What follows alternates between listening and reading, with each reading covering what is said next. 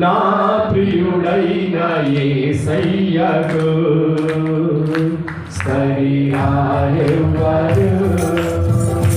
నా ప్రియుడైన యేసయ్యకు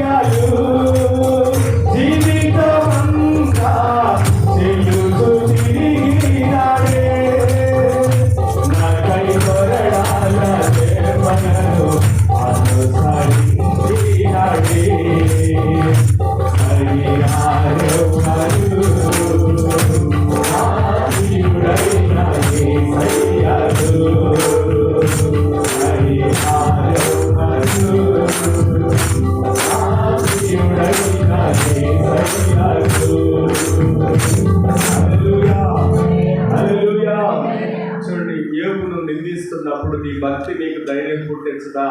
నీ భక్తి నీకు నిరీక్షణకు ఆధారము కాదా?